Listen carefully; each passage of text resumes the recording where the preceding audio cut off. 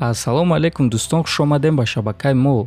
Дар навори имрӯза оиди тозатарин ва беҳтарин хабарҳо аз ҷаҳони ММА гап мезанем ва пеш аз оғози навор ба шумо маслиҳат медиҳем ки ба канали мо обуна шуда зангулачаро пахш кунед. ин кор вақти зиёди шуморо намегирад, аммо барои пешравии канали мо кӯмаки хеле калон мекунад. Ташаккур барои дастгирӣ. Акнун биён наворро оғоз мекунем. Дӯстон, чӣ хеле ки медонед ширкати шифофармо тӯли чанд моҳ мешавад ки бо бисёр блогерҳои машҳури тоҷик ҳамкорӣ мекунанд ва ширкати шифофармо ҳамеша дар фикри муштариёни худ аст ва барои онҳо беҳтарин пешниҳодҳоро таъмин мекунад. доруҳо барои фарбе ва харобшавӣ, барои ришу мӯйсарбарорӣ, барои хунукзадагӣ ва қавӣ кардани мардонагӣ ва боз дигар доруҳои гиёҳӣ ва оригиналро шумо метавонед худи ҳозир аз ширкати шифофармо харидорӣ кунед. барои ин ба номерҳои дар рӯи экран буда занг занед ва доруҳои даркории худро дастрас кунед ва агар скидка гирифтан хоҳед, пас ҳатман аз номи канали Паҳлавон гап занед. шаби гузашта дар шаҳри Талиати турнири Open FC 16 баргузор гардид, ки дар он ду варзигари тоҷик Ҷаҳонгир Сайҷамолов ва Манучер Давлатов баромад карданд. Манучер Давлатов бо рекорди 1-0 дар қафас бо варзигари узбек Ҷаҳонгир Ҷалолиддинов бо рекорди 1-2 вохӯрд ва аллакай дар якум раунд Манучер бо тариқи сабмишн ғалаба ба даст оварда рекорди худро 2-0 кард. Ҷаҳонгир Сайҷамолов бо рекорди 15-5 боша дар қафас бо варзигар аз Русия Зелимхан Юсупов бо рекорди 14-8 вохӯрд ва бо қарори доваро ғалаба ба даст овард. мо Ҷаҳонгир, Манучер, дастаҳо ва ҳамаи мухлисони онҳоро табрик мекунем. варзигари тоҷик Лоиқ Раҷабов баъди ғалабаи худ бо тариқи сабмишн дар муҳориба зидди Зак Зейн соҳиби камарбанди бунавшаранги ҷуҷитсу шуд ва ин камарбандро ба Лоиқ топови ҷангвари UFC Гилберт Бионс ва додари ӯ Херберт Бионс тақдим карданд. бояд гуфт ки онҳо якҷоя дар як зал бо номи Sanford MMA тамрин мекунанд. мо Лоиқ Раҷабовро бо ин камарбанд табрик мекунем ва дӯстон, чӣ хеле ки гап дар бораи Бионс рафт, бояд ба шумо маълумот диҳем ки шаби гузашта якбора бисёри сомонаҳои хабарӣ хабар доданд ки Гилберт Бионс муҳорибаи навбатии худро зидди Ҳамзат Чимаев рӯзи 9 апрел дар турнири UFC 273 мегзаронад ва биён суханҳои Али Абдулазиз, менеҷери Гилберт Бионсро оиди ин муҳориба гӯш мекунем. Ҳамзат зидди Гилберт ин муҳорибаи ҳақиқӣ барои довталаби рақами 1 шудан аст. муҳорибаи довталабӣ Колби ва Масвидал не, балки муҳорибаи Ҳамзат ва Бионс мешавад. Колби ва Масвидал дар 5 муҳорибаи охир рекорди 0-5 доранд.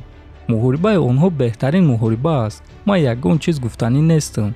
аз нуқтаи назари стилҳо, хайп ва дигар чизҳо ин муҳорибаи хуб аст, аммо ман фикр мекунам ки муҳорибаи Гилберт Бионс зидди Ҳамзат Чимаев ин муҳорибаи ҳақиқӣ барои довталаби рақами 1 аст, гуфтааст Абдулазиз. дӯстон, ҳам муҳорибаи Колби зидди Масвидал ва ҳам муҳорибаи Гилберт зидди Ҳамзат беҳтарин муҳорибаҳоянд, аммо шахсан хидмат довталаб дар ҳақиқат Ҳамзат Чимаевро дидан мехостам, чунки камару усман ҳам Гилберт, ҳам Колби ва ҳам Масвидалро шикаст додааст. Колби ва Масвидалро 2 маротибагӣ, ана бо Ҳамзат боша вохӯрдагӣ нест. ба фикри шумо чӣ дӯстон? киро шумо рақиби навбатии камару усман дидан мехостед? баъди муҳорибаи Фрэнсис Нганну ва Сирил Ган вазни вазнин UFC гӯё ки аз сари нав бедор шуд ва бисёр хабарҳои ҷолиб баромада истоданд. масалан, менеҷери Ҷон Ҷонс Ричард Шефер гуфт ки бо UFC оиди муҳориба зидди Нганну маслиҳат карда истодаанд. Ҷонс омода аст ва метавонад ки бо любой рақиб барои камарбанди вазни вазнин ҷанга. ман бо шодӣ муҳорибаи ӯро зидди Фрэнсис Нганну ташкил мекардам ва ҳозир мо бо UFC маслиҳат карда истодаем. ман аллакай рӯзҳои истироҳатӣ бо намояндагони UFC вохӯрӣ мегзаронам, аммо ман медонам ки Нганну ҳозир проблема дорад. якум ин проблемаҳои шартнома. ин кор чӣ гуна ба анҷом мераса мо намедонем, чунки байни Нганну ва UFC нофаҳмоиҳои ҷиддӣ шуда истодааст. дуюм ин осеби ӯ. шояд ки зонуи ӯро ҷарроҳӣ кунанд. барои ҳамин ман намедонам ки Нганну дастрас мешавад ё не, аммо мо ҷангидан мехоҳем. ҷонс барои камарбанди вазни вазнин ҷангидан мехоҳад ва ҷонс аз он шахсоне ҳаст ки бо любой кас меҷанга, гуфтааст Шефер. ва дӯстон, баъди ин суханҳои менеҷери ҷонс овозаҳо пайдо шуданд ки UFC муҳорибаи Ҷон Ҷонс ва Стипи Миочичро барои камарбанди муваққати вазни вазнин ташкил кардан мехоҳанд. сабаби ташкил кардани чунин муҳориба ин осеби чемпион Фрэнсис Нганну аст ки ӯ 9 моҳ ба қафас баргашта наметавонад ва вақте ки нигану худро барқарор карда бармегарда, пас бо ғолиби муҳорибаи Ҷонс ва Миочич вомехӯрад. шаби гузашта журналисти ТАСС Игор Лазорин дар саҳифаи расмии инстаграми худ ана ҳамин аксро гузошта чунин навишт: «Тиаго Таварес ки бояд бо Нурулло Алиев меҷангид, ба бемории корона гирифтор шуд. Ба Нурулло дигар рақиб пешниҳод карда», навиштааст Лазорин. Ва дӯстон аз инҷо фаҳмида мешавад ки рақиби навбатии Нурулло Алиев варзигари бразилӣ Тиаго Таварес шуда метавонад. худи Нурулло Алиев суханҳои Игор Лазоринро тасдиқ карда чунин навишт: «Ӯ барои шифо ёфтан вақт дорад», навиштааст Алиев. хотиррасон мекунем ки Нурулло Алиев гуфта буд ки муҳорибаи навбатии худро моҳи март дар ташкилоти IMC Fight Night гузарондан мехоҳад.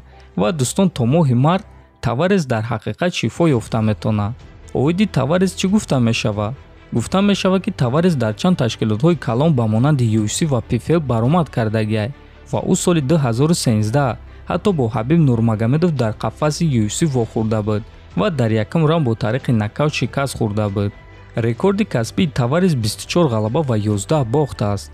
дӯстон, шумо чӣ фикр доред оиди муҳориба? ба фикри шумо ин муҳориба баргузор мегарда ё не? метавонед фикротонро нависен. президенти UFC Дана Вайт гуфт ки барои ташкил кардани муҳорибаи Генри Сехудо ва Пётр Ян тайёр аст. биён суханҳои Вайтро гӯш мекунем. мо шаби гузашта бо Генри Сехудо оиди бозгашти ӯ суҳбат кардем. агар ки ӯ дар ҳақиқат баргаштан хоҳад, ӯ бояд якчанд тартиботҳои махсусро гузарад. ӯ бо Пётр Ян ё Алҷемин Стерлинг ҷангидан мехоҳад, яъне бо ғолиби муҳорибаи онҳо, ё ин ки кори тамоман ҳайратовар карданист. ӯ ба вазни ним сабук баромадан ва бо чемпион Александр Волкановский ҷангидан мехоҳад. агар ки Сехудо дар ҳақиқат баргарда, пас ӯ бо Пётр Ян, Алҷемир Стерлинг ва ё бо Волкановский меҷангад, гуфтааст Вайт. хотиррасон мекунем ки муҳорибаи унвонӣ байни Пётр Ян ва Алҷемир Стерлинг рӯзи 9 апрел дар турнири UFC 273 баргузор мегардад. ҳам муҳорибаи асосии турнири UFC 273 бошад, ин муҳорибаи унвонӣ дар вазни ним сабук байни Александр Волкановский ва корейский зомби хоҳад шуд. дӯстон, дар ҳамин ҷо навори мо ба поён мерасад. ҳатман дар канал обуна шавем, фикр ақидаотонро нависен. то бозид хонаободу сарбаланд бошен.